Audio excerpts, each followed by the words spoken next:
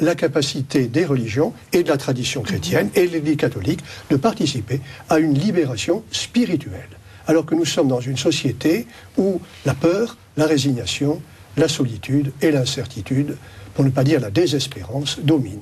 De Bernanos, l'espérance, c'est le plus souvent un désespoir surmonté. Nous sommes sur un terrain commun, une expérience humaine profonde et de la révélation chrétienne. Voilà l'expérience humaine et spirituelle que les religions peuvent approfondir et proposer. Alors comment est-ce qu'elles interviennent, les religions, dans la vie publique, la vie de la cité? En France? Oui. On reste dans le cadre français, là. Elles ont une situation très établie, je veux dire, que je dirais, elles sont presque hiérarchisées en fonction très concret. De ce que... j'ai raison, elles ont des lieux de culte, d'ailleurs désertés, elles ont une possibilité libre de s'exprimer. Je voudrais dire à ce propos des lieux de culte, une chose que... Plus ou moins désertés. Plus ou moins désertés, cher Monseigneur. Une chose qui m'a fasciné à propos de culture, c'est que dans la nuit blanche qu'il y a eu à Paris, on a indiqué que les endroits, les édifices les plus fréquentés, presque, c'était les églises. Parce qu'ils étaient ouverts. Des lieux de culte, il y a des cadres institutionnels, par exemple, des lieux à l'Assemblée de parole. nationale. L'enseignement catholique. L'enseignement catholique. Le secours catholique. Non, mais la catéchèse. C'est-à-dire des institutions catholiques liées à l'Église et qui s'adressent à tous. Voilà l'universalisme, c'est-à-dire qu'il y a identité catholique dans l'enseignement catholique, dans le secours catholique ou d'autres mouvements, mais en même temps, ces organisations, ces établissements d'enseignement ou ces actions de solidarité s'adressent à tous. Et c'est là que nous avons un combat à mener pour que, c'est exactement dans le sillage de ce que disait Benoît XVI à l'Académie des sciences morales et politiques, l'Église est une communauté de conviction qui ne peut pas se limiter à elle-même, mais qui a le souci de l'ensemble. Que voulons-nous vraiment pour notre société? J'entends cette question. Et je crois que nous savons dire ce que nous ne voulons pas. Nous ne voulons pas la violence, nous ne voulons pas l'insécurité, nous ne voulons pas la corruption, nous ne voulons pas les inégalités aggravées par le chômage et par la crise. Mais pour dire que voulons-nous vraiment, c'est beaucoup plus difficile. Que voulons-nous vraiment pour résister à la résignation et pour refuser ce qui déshumanise notre société? C'est la crise actuelle. Alors, une dernière question concernant les liens avec les pouvoirs publics. Est-ce qu'il arrive, par exemple, que des évêques soient consultés dans des commissions à l'Assemblée nationale? Il y a déjà une instance aussi, un cadre institutionnel qui a été créé en 2002 avec les représentants des religions qui rencontrent les autorités de l'État. C'est en effet la tradition. Donc ça, c'est en effet la tradition des commissions d'études concernant la bioéthique où les évêques ont été et sont consultés. C'est aussi le cadre de travail évoqué par Benoît XVI dans son discours aux évêques, institué en 2002 sous le gouvernement Jospin, de rencontres régulières entre les représentants, vous avez raison de le dire, qui ne concerne que l'Église catholique. De fait, qui ne concerne que l'Église catholique. Mais enfin, ce groupe fonctionne et ceux qui y participent savent qu'il est extrêmement utile. On peut évidemment envisager, que l'Église protestante puisse exprimer sa demande à ce sujet-là. En tout cas, des rapports, non pas de force, mais de confrontation ouverte, de réflexion et de dialogue sur le terrain éducatif et social avec des représentants des pouvoirs publics, c'est habituel. Dans la laïcité et dans l'anticléricalisme, il y a eu au départ la prise de position de l'école. L'école était déconfessionnalisée, on peut le comprendre. Mais à force de le comprendre, on est dans un monde où le langage, qui est le langage alors plus sacré au plus haut niveau, et de la perception de la civilisation et de la culture, est totalement absent. On va passer la mise en place d'un diplôme universitaire pour les imams à l'Institut catholique de Paris. Un choix, en effet, qui peut surprendre. Pourquoi confier cette formation à un établissement catholique? Le reportage d'Émeric Coletta.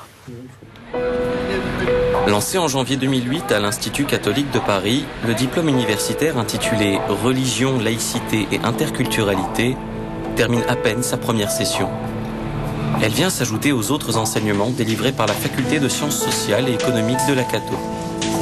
La formation est principalement destinée aux imams et aux aumôniers, ce qui suscite des craintes quant à la confusion des genres. Comment articuler le respect de l'espace public avec le respect également de convictions religieuses qui veulent s'exprimer publiquement, collectivement.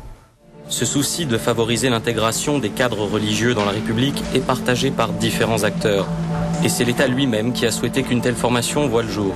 Le ministère de l'Intérieur, entre autres, s'est donc investi en tant que médiateur et son bureau central des cultes a joué un rôle imminent dans l'élaboration du cursus.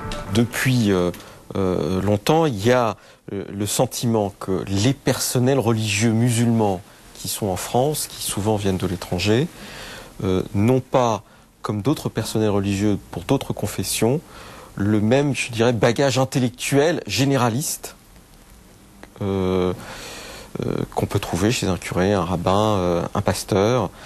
Et donc il y avait une nécessité de combler cela. Les différentes associations réunissant les musulmans de France ont des points de vue divergents, car envoyer des imams dans une faculté catholique est un symbole fort.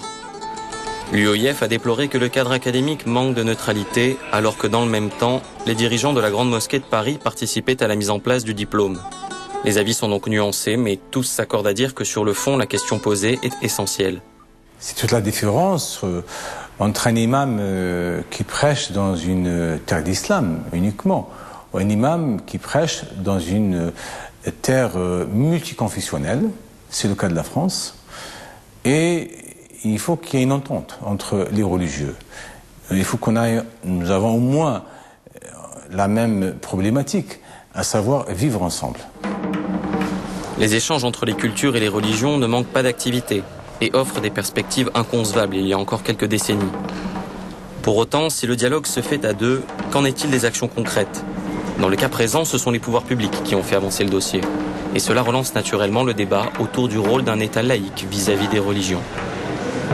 Figer la laïcité dans le marbre comme si la seule lecture des textes originels suffisait à en livrer une interprétation me semble sans doute l'approche la plus erronée. Il semble donc que la manière soit au centre de la polémique, car sur le fond, la plupart des acteurs trouvent des points d'accord. Sauf l'université publique, qui a refusé d'accueillir la formation. Le motif invoqué serait la trop grande orientation professionnelle du cursus.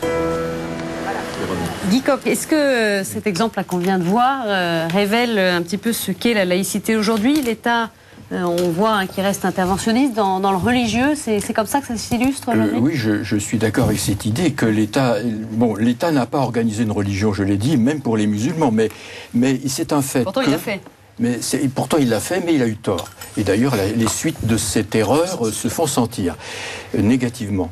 Mais là où il a tort de ne pas intervenir, là, par exemple, sur ce sujet-là, les universités devraient accueillir des formations de ce genre. Les universités publiques devraient le faire. J'insiste ici maintenant sur ce fait que si elles ne le font pas, c'est qu'il s'est développé dans le système laïque français, notamment d'enseignement, dans l'école, ce que j'appellerais une laïcité abstention, une laïcité abstention. Parce que là, c'est compliqué quand même le schéma qu'on vient de voir. Les universités qui refusent l'arrivée des imams, donc l'État qui finit quand même par demander ça à la Cato à Paris, le ministère de l'Intérieur qui tient les ficelles derrière. C'est très compliqué. L'État aurait pu réunir les universités quand même. Il y a un ministre des universités, ou bien alors, je ne sais plus, ma République. Et il était possible quand même de réunir... Parce que, vous savez, on s'est défaussé. Qu'est-ce que ça révèle, pour dire les choses clairement, l'État s'est défaussé dans ce sujet. Tout en disant par ailleurs qu'il s'intéressait à l'islam. Alors cherchez l'erreur. Mais pourquoi il joue à cache-cache l'État là ? Guy Coq est très juste. Savoir que l'université française reste fondamentalement, oui, je vous soutiens, une université d'identité républicaine à la Jules Ferry. Et donc l'idée de former... Mais n'est pas Jules Ferry, parce que Jules Ferry, il intervenait. Mais la formation est profane, je vois pas où ce qui est gênant.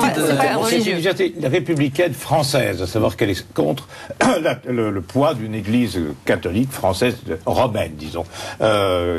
Et donc, accepter d'autres religions, c'est une ouverture intellectuelle très difficile à un corps enseignant qui est souvent très fermé sur ses propres bases. Cher ami, vous savez qu'elle ne le fait déjà pas pour le catholicisme, pour le christianisme. Parce que où y a-t-il des chaires d'histoire de la théologie dans l'université? Forcément, il y a la 4e section, je suis bien d'accord.